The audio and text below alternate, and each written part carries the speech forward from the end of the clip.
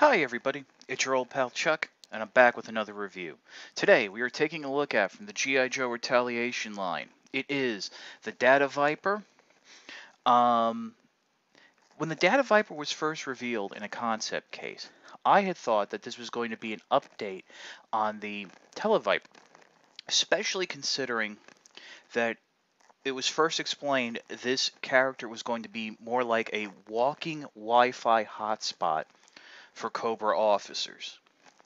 Over time, that got adjusted slightly, where yes, this basically Cobra officers use the trooper to upload to the internet, but it's now a specialist in drone warfare, hence the inclusion of the drone. There's a lot of armor to this figure, and if you notice, I'm not really touching it. That's because from like basically the chest up, nothing is able to peg in. The armor sits on, but you really can't do much with it. Much like Budo and the Paraviper, this is a figure that's going to be very static. You can just look at it, and that's about it. There is one thing about the armor I did notice that I haven't really seen mentioned in other reviews. Let's take a look at that right now. I've gone ahead and disassembled the armor from the Data Viper, and I wanted to show you something. If you look in right here, you see these two protruding tab-like devices. And here you have grooves for the shoulder that have slight indents, like a partial ratchet, like they're supposed to latch onto something. Well, the thing is, if you look at the figure, there really isn't any ports or anything where things can tap in.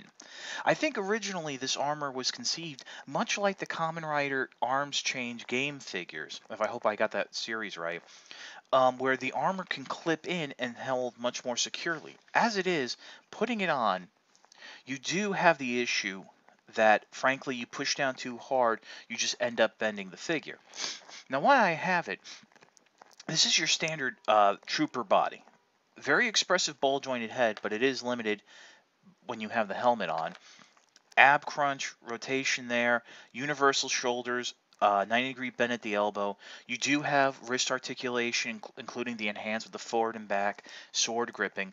But once you have these gauntlets on, it's relatively useless, and the molded-on sleeves are so long that the joints barely move. Ball-jointed hips, double-jointed knees, and you just have your basic ankle articulation. To be honest with you, I would have been much more happy if they had just made the area beneath the knees static. I think that would have given him a bit more support. Like I said, this is the armor, and the radar dish and this thing, which is supposed to be the controls or grabber for the drone, can rotate down for storage or on little swivel ball joints, as well as these rocket launchers, data collectors, or whatever they are. They can move around. So, I mean, there is some armament here. I did show the helmet. Let me just give you a better look. It's very simple, very plain looking. Speaking of which, here's the drone. Now, these little sawed-off shotguns can be held in the Data Viper's hand when he's completely armorless, but it looks rather silly since it just doesn't scream like a combat trooper. So, but they can peg in the wings here. Unfortunately, it do affect the wings closing up. So you can go ahead and remove them eventually. They do peg in quite tightly. Unfortunately, at removing them, there does seem to leave some stress marks around the holes, but closes up like that. And in a spare spot between the units, it can peg in just like that. Or I guess you can turn it upside down if you want. It's up to you. So yes, I mean, that's really it for the Data Viper. So let me pause and I'll give you my final thoughts. The idea of the Data Viper is nice. Unfortunately, I think the execution was way off. Not having armor that can peg in properly, and not even including instructions on how to apply the armor, are two negatives that I just can't overlook.